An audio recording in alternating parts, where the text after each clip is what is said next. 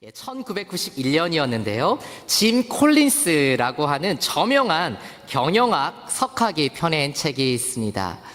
보시는 것처럼 한국어 번역 제목은요, 좋은 기업을 넘어 위대한 기업으로 라는 제목이고요. 그리고 영어로는 보시는 것처럼 Good to Great 이라는 책입니다. 이 교회는 이렇게 교수님들도 많이 계시고 그래서 흔히 하는 말로 번데기 앞에서 주름 잡는다고 하죠. 제가 이 책을 읽어보진 않았어요. 이렇게 요약본을 읽어봤는데요. 읽어보진 않았는데 제가 좀 그 내용을 좀 소개하려고 합니다. 이 책에서요, 짐 콜린스는 먼저 1,500개의 좋은 기업들을 선정했습니다. 그리고 나서 지난 40년 동안 이 1,500개의 기업들이 어떻게 사업을 해왔는가 하는 그 사업 과정들을 유심히 관찰하고 연구했습니다. 그리고 마침내요, 단 11개의 회사들만을 위대한 기업으로 선정했습니다. 1,500개가 넘는 좋은 회사들 중에 그저 그런 회사들이 아니고요, 좋은 회사들 중에 단 11개의 회사들만이 위대한 기업으로 선정되었습니다. 왜 1,500개의 좋은 기업들, 좋은 회사들 중에 단지 11개의 회사들만이 위대한 기업으로 선정되었을까요? 짐 콜린스는 이렇게 말합니다. 위대함은 환경의 산물이 아니다. 위대함은 의도적인 선택과 훈련에 의해서 가능하다. Conscious choice and discipline. 의도적인 선택과 훈련. 짐 콜린스가 1,500개가 넘는 회사들 중에 선별한 11개의 기업들은요, 의도적으로 위대한 기업이 되기로 선택했습니다. 그리고 위대한 기업이 되기 위한 대가를 치루어 내었습니다. 그래서 그들은 비로소 위대한 기업이 될 수 있었습니다. 이것이 바로 짐 콜린스의 주장입니다. 사랑하는 성도 여러분, 여러분께서는 good Christian, 좋은 그리스도인이십니까? 아니면 great Christian, 위대한 그리스도인이십니까? 참된 예수의 제자가 되기 위해, 참된 예수의 제자로 살기 위해서 여러분께서는 여러분들의 인생에 있어서 어떤 큰 결단을 해 오셨습니까?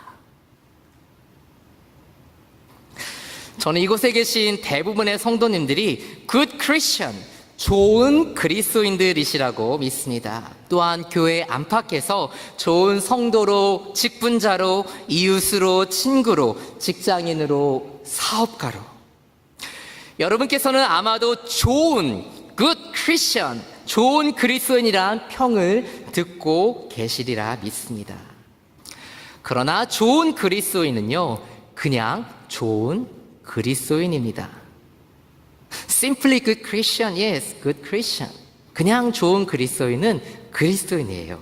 평범하게 좋은 그리스도인을 위대한 그리스도인이라고 부를 수는 없습니다. 앞서 소개한 책에서 짐 콜린스는 이런 말을 했습니다. 다음 슬라이드요. Good is the enemy of great.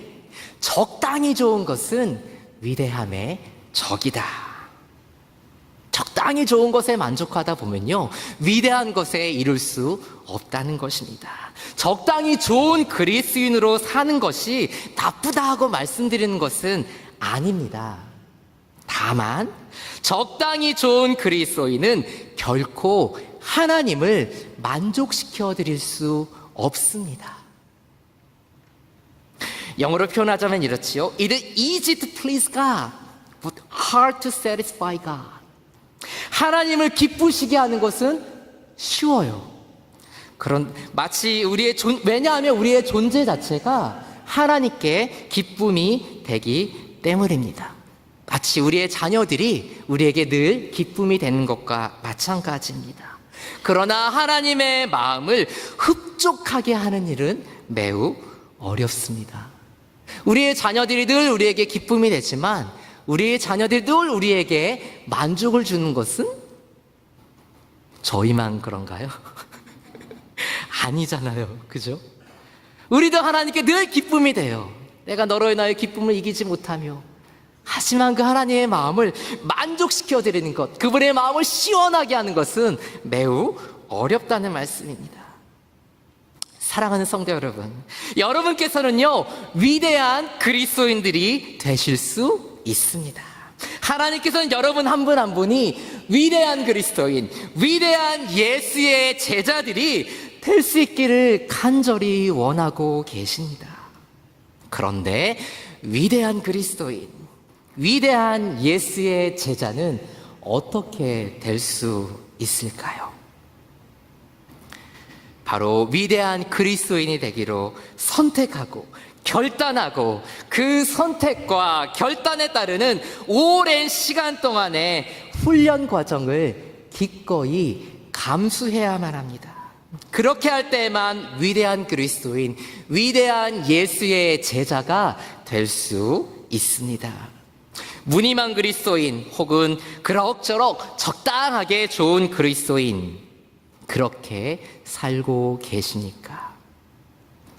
아니 뭐 유별나게 예수 믿을 거 있어? 그냥 적당히 믿어도 어차피 천국 가는 거 아니야? 네, 어쩌면 그럴지도 모릅니다. 그러나 위대한 그리스도인, 위대한 예수의 제자로 살기를 원하신다면, 기왕에 하나님 나라의 백성으로 살기로 결단한 이상 예수의 사람으로 한번 제대로 살아보기를 원하신다면, 그리고 마지막 날 주님의 심판대 앞에 섰을 때 도무지 내가 너를 알지 못하겠구나, 이런 심판의 말씀을 듣지 않기를 원하신다면 우리는 무엇을 해야 할까요? 우리는 무엇을 선택해야 할까요? 우리는 먼저 하나님 안에서 우리가 누구인지를 깨달아야 합니다. 그리고 나서 우리의 인생을 창조하신 그 하나님의 궁극적인 목적을 위해 살기로 결단해야 합니다. 오늘은 이 두 가지에 대해서 함께 생각해 보기 원합니다. 먼저 하나님 안에서 우리는 누구인가에 대해 생각해 보겠습니다. 오늘 보면 베드로전서 2장 9절의 상반절은요, 우리 그리스도인들의 정체성이 무엇인지, 그리스도 예수 안에서 우리는 어떠한 존재인지를 네 가지로 명확하게 말씀하고 있습니다. 함께 봉독하겠습니다. 시작. 그러나 너희는 택하신 족속이요 왕같은 제사장들이요 거룩한 나라요 그의 소유가 된 백성이니. 아멘. 택하신 족속, 왕같은 제사장, 거룩한 나라, 그리고 하나님의 소유가 된 백성. 이것이 바로 성경이 말씀하는 우리 그리스도인들의 아이디, 정체성입니다. 아마도 우리 중에는 이렇게 생각하시는 분이 계실지도 모르겠습니다. 나는 여전히 죄인입니다. 나는 여전히 하나님의 영광보다는 나의 만족과 유익을 더 추구합니다. 내게는 여전히 죄의 문제들이 있습니다. 그래서 나는 택하신 족속, 왕같은 제사장, 거룩한 나라, 하나님의 소유가 된 백성으로 불릴 만한 아무런 조건과 자격을 가지고 있지 않습니다. 맞습니다. 이 시간 이곳에서 목사라는 타이틀을 가지고 감히 하나님의 말씀을 대언한다고 이곳에 서 있지만 저는 여전히 죄인입니다. 그러나 우리가 믿는 복음의 시작은 무엇입니까? 로마서 5장 6절과 8절의 말씀입니다. 함께 봉독합니다. 시작. 우리가 아직 연약할 때 기약대로 그리스도께서 경건하지 않은 자를 위하여 죽으셨도다. 죄인 되었을 때 그리스도께서 우리를 위하여 죽으심으로 하나님께서 우리에 대한 자기의 사랑을 확증하셨느니라. 아멘.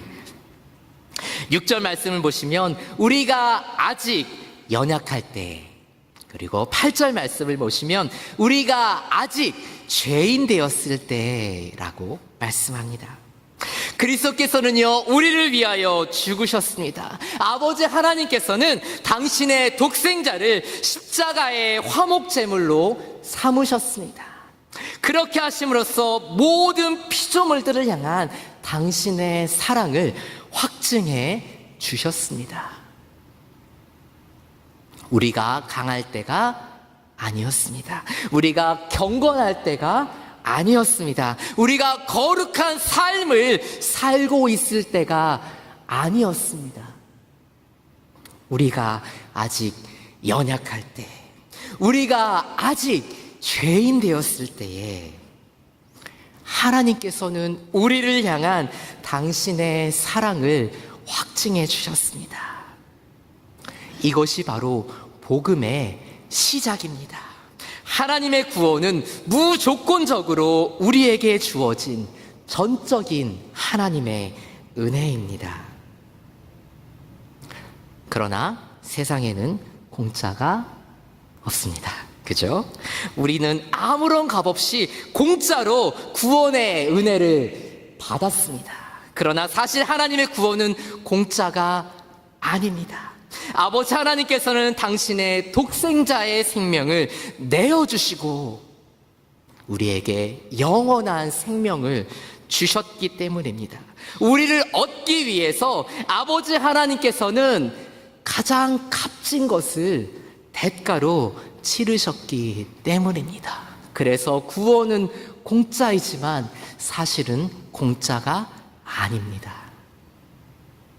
그러므로 로마서 5장 9절의 말씀입니다. 쉬운 성경으로 함께 봉독합니다. 시작. 그러므로 우리는 그리스도의 피로 말미암아 의롭다함을 얻었으므로 우리가 그리스도를 통해 하나님의 진노로부터 구원을 받을 것은 더욱 확실합니다. 아멘. 9절 말씀은요, 우리가 그리스도의 피로 말미암아 의롭다함을 얻었다라고 말씀하십니다. 의롭다함을 얻었다. 그렇습니다. 하나님께서는요, 우리의 연약함을요, 매우 잘 알고 계십니다. 하나님께서는 예수 그리스도를 영접한 이후에도 여전히 우리 안에 죄인된 본성이 남아있음을 잘 알고 계십니다. 그러나 9절 말씀에서 보듯이 우리는 그리스도의 피로 말미암아 의롭다함을 얻었습니다. 성경은 우리의 본질과 본성이 의롭게 변화되었다라고 말씀하지 않으십니다. 다만 하나님 보시기에 의롭다 여김을 받는 신분으로 변화되었다라고 말씀하십니다. 우리의 본질이 변한 게 아니고요, 우리의 신분이 변했다라고 말씀하십니다. 이해를 돕기 위해 한 가지 예를 들어보겠습니다. 이곳에 계신 많은 분들께서 미국 시민권을 가지고 계십니다. 즉, 여러분의 신분, 국적이요, 한국, 대한민국 시민에서, 국민에서 미국 시민으로 변화되었습니다. 선서를 하고 시민권을 받는 순간 진짜 미국 시민이 되셨습니다. 그러나 아무리 여러분께서 미국 시민권을 가지고 계신다 해도 여러분께서는 여전히 한국 사람으로서의 본성을 가지고 살고 계십니다. 여전히 김치, 된장, 고추장 좋아하시죠? 그리고 여전히 한국 드라마, 뉴스 이런 것도 늘 챙겨 보십니다. 그런데 구원이 이와 비슷합니다. 예수 그리스도의 보혈을 통해 우리는 죄인에서 의인으로 우리의 신분이 변화되었습니다. 칭의, 의롭다함을 얻었다는 것은 신분의 변화이지 죄인된 인간의 본성이 변화되었다는 의미가 아닙니다. 그래서 우리는 의롭다 여김을 받은 죄인들입니다. 미국 시민권을 가지고 있는 2세, 3세라도 코리안 아메리칸인 것처럼 우리 또한도 의롭다 여김을 받은 죄인들입니다. 예수 믿는다고요, 우리가 자동적으로 죄 안 짓고 사는 것이 아닙니다. 예수를 구주로 영접하는 것은요, 시작입니다. 예수를 구주로 영접하는 것은 끝이 아니라 시작입니다. 그래서 저는 일부러 복음의 시작은 무엇이니까? 라는 질문으로 로마서 말씀을 살펴보았습니다. 예수님을 구주로 우리의 마음에 영접한 이후에도 우리의 죄인된 본질과 본성은 여전히 우리에게 남아 있습니다. 그래서 우리는 여전히 죄를 짓고 회개하기를 반복할 수밖에 없는 존재들입니다. 그러나 그럼에도 불구하고 하나님께서는 그런 우리들을 택하신 족속, 왕같은 제사장, 거룩한 나라, 하나님의 소유가 된 백성이라는 새로운 정체성을 우리에게 주셨습니다. 다시 오늘 보면 베드로전서 2장 9절의 상반절로 돌아옵니다. 성경은 우리의 정체성을 4가지로 명확하게 말씀합니다. 택하신 족속, 왕같은 제사장, 거룩한 나라, 하나님의 소유가 된 백성. 그런데 이것들이 어떻게 가능합니까? 바로 예수 그리스도를 통하여 죄인에서 의인으로, 어두움의 자녀에서 빛의 자녀로 우리의 신분이 변화되었기 때문에, 그리스도 예수 안에서 의롭다함을 얻었기 때문에 우리는 왕같은 제사장, 거룩한 나라, 그분의 소유된 백성이 될 수 있습니다. 우리는 예수 그리스도를 구주로 영접하는 순간 새로운 신분, 새로운 정체성을 부여받았습니다. 이미 그분의 택하신 족속이 되었습니다. 사랑하는 성도 여러분, 여러분께서는 지금 어느 편에 속해 계십니까? 세상입니까? 아니면 하나님입니까? 이 시간 이후로부터 여러분께서는 어떠한 편을 선택하시겠습니까?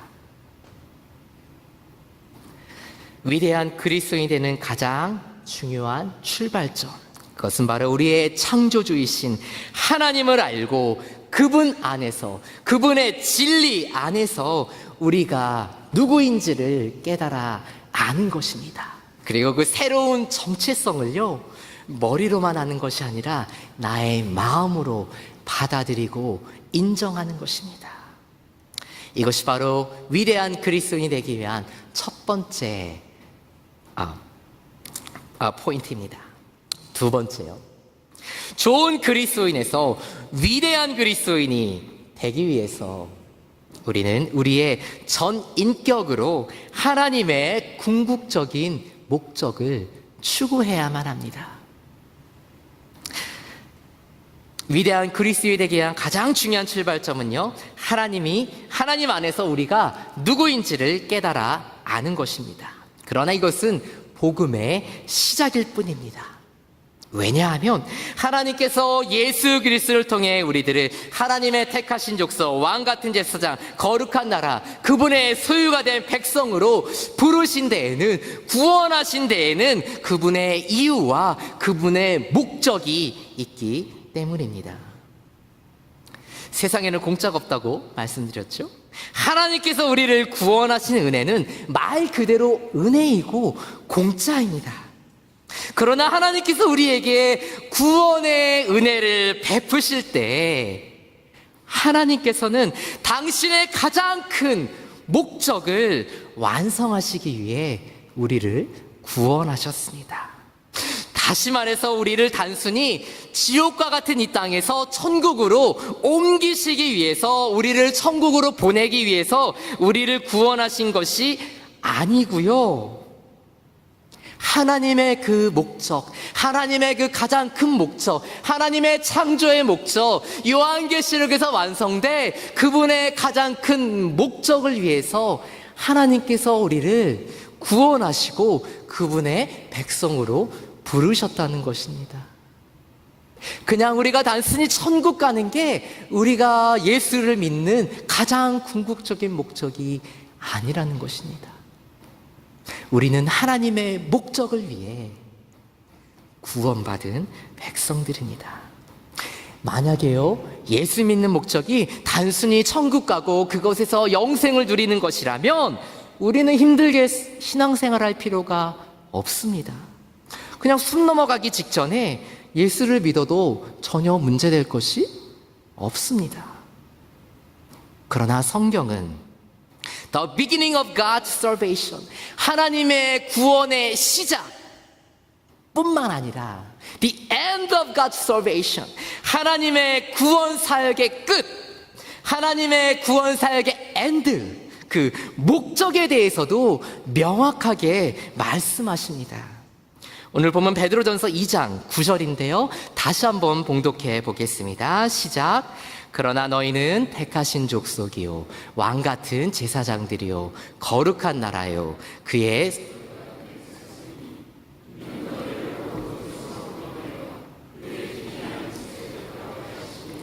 아름다운 덕을 선포하게 하려 하심이라. 오늘 이 말씀은 하나님께서 죄인된 우리들을 의롭다 칭하여 주시고 우리를 하나님의 택하신 족속, 왕같은 제사장, 거룩한 나라, 그분의 소유가 된 백성으로 삼아주신 데에는 어떠한 목적, 어떠한 이유가 있다라고 증거하고 있습니다. 아마도 영어 성경을 보면 그렇게 되게 So that, 너희를 하나님이 그렇게 불러주셨는데 So that, 어떠한 것을 위해서 하나님이 너희를 그렇게 부르신 거야, 너희를 그렇게 의롭다고 선택해 주시고 불러주신 거야 라고 성경은 증거하고 있습니다. 그 하나님의 어떤 이유와 목적, 그것은 바로 우리 각자를 통해 우리를 구원하신 그 하나님의 선하심과 인자하심을 찬미하고 선포하게 하기 위함입니다. 그의 아름다운 덕을 선포하게 하려 하심이라. 신학적으로 말씀드리면 하나님의 영광을 위해 우리는 하나님의 택하신 족속, 왕같은 제사장, 거룩한 나라, 하나님의 소유가 된 백성으로 부름 받았습니다. 하나님의 영광을 위해. 말씀의 예를 돕기 위해서 에베소서 1장 3절로 6절의 말씀을 함께 봉독해 보겠습니다. 같이 봉독합니다. 시작. 찬송하리로다 하나님 곧 우리 주 예수 그리스도의 아버지께서 그리스도 안에서 하늘에 속한 모든 신령한 복을 우리에게 주시되 곧 창세 전에 그리스도 안에서 우리를 택하사 우리로 사랑 안에서 그 앞에 거룩하고 흠이 없게 하시려고 그 기쁘신 뜻대로 우리를 예정하사 예수 그리스도로 말미암아 자기의 아들들이 되게 하셨으니 이는 그가 사랑하시는 자 안에서 우리에게 거저 주시는 바 그의 은혜의 영광을 찬송하게 하려는 것이라. 아멘. 3절로 5절 말씀은 세상이 창조되기 이전부터 하나님께서는 그리스도 예수 안에서 우리를 택하셨다고 예정하셨다고 말씀하십니다. 그리고 예수 그리스도를 통해 우리를 하나님의 자녀로 하나님 나라의 백성으로 삼아 주셨다고 말씀하십니다. 그러나 이것이 끝이 아니었습니다. 6절 말씀 다시 한번 봉독해 볼까요? 시작. 이는 그가 사랑하시는 자 안에서 우리에게 거저 주시는 바 그의 은혜의 영광을 찬송하게 하려는 것이라. 아멘. 하나님께서 예수 그리스도를 통해 우리를 의롭게 여겨주시고 우리를 구원하신 목적, 그것이 무엇이라고 성경은 말씀하십니까? 하나님의 은혜와 하나님의 영광을 찬송하게 하기 위함입니다. 우리로 하여금 하나님께 영광을 돌리게 하기 위함입니다. 하나님의 영광, 이것이 바로 하나님께서 우리에게 아무런 대가를 요구하지 않으시고 우리에게 구원의 은혜를 주신 하나님의 가장 궁극적인 이유이고 목적입니다. 하나님의 영광. 웨스트민스터 소요리 문답 첫 번째 질문을 기억하시니까 세례 문답 하실 때 너무 오래돼서 잘 기억 못하실지도 모르겠지만 웨스트민스터 소요리 문답 첫 번째 질문은 이것입니다. 인간의 가장 첫 번째 되는 목적은 무엇입니까? 바로 하나님을 영화롭게 하고 하나님을 영원토록 즐거워하는 것입니다. 하나님을 영화롭게 하는 것, 하나님으로 인해 행복한 삶을 사는 것, 하나님 때문에 기뻐하는 삶을 사는 것, 그래서 하나님을 찬양하고 하나님께 모든 영광을 돌려드리는 것, 이것이 바로 우리를 향한 하나님의 궁극적인 목적입니다. 하나님께 영광을 돌리는 삶, 우리는 그것을 위해 구원받은 하나님의 거룩한 백성들입니다. 하나님의 영광. 결론의 말씀을 드립니다. 다음 슬라이드요. The Purpose of Life. 다 아시죠? 목적이 이끄는 삶이라는 책에서 저자인 릭 워런 목사님은 이렇게 말했습니다. 다음 슬라이드요. 우리가 이 땅에 살고 있는 이유를 알고 싶다면 모든 생각은 하나님으로부터 시작되어야 한다. 왜냐하면 우리는 그분의 목적에 의해서 그리고 그분의 목적을 위하여 창조되었기 때문이다. We were born by His purpose and for His purpose. 그분의 목적에 의해서 by His purpose. 우리는 하나님의 목적에 의해 창조되었습니다. And for His purpose. 그리고 우리는 하나님의 목적을 위해 창조되었습니다. 구원받았습니다. By His purpose and for His purpose. 하나님의 목적에 의해 그리고 하나님의 목적을 위해. 이것이 바로 예수 그리스도께서 전하신 복음을 온전하게 이해하는 길입니다. 그냥 내가 예수 믿고 천국 가고 영생 얻는 게 목적이 아닙니다. 그것은 시작이고 그것은 반쪽입니다. 우리는 그분의 목적을 위해 살도록 구원받았고 그분의 백성으로 부름을 받았습니다. 현대 선교의 아버지라 불리는 윌리엄 캐리라는 분이 계십니다. 그분은 이런 말을 했습니다. Expect great things from God. 하나님으로부터 위대한 일을 기대하십시오. Attempt great things for God. 그리고 하나님을 위해 위대한 일들을 시도하십시오. 하나님으로부터 위대한 것들을 기대하고 하나님을 위해 위대한 것들을 시도하십시오. 사랑하는 성도 여러분, 좋은 그리스도인이 되는 것으로 만족하시겠습니까? 아니면 위대한 그리스도인이 되기 위해 헌신하시겠습니까?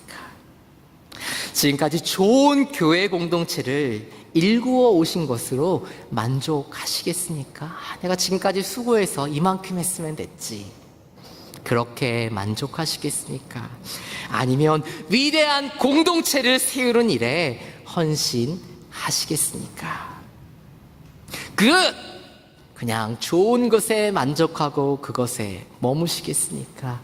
아니면 great, 하나님의 그 위대함을 기대하고 하나님의 그 위대함을 위해 여러분의 삶을 들이시겠습니까? 사랑하는 성도 여러분, 여러분께서는 정말로 회심한, 거듭난, born again, 진짜 그리스도인이시라면, 그렇다면 여러분의 삶의 목적 또한 회심하고 거듭난 것들이어야 합니다.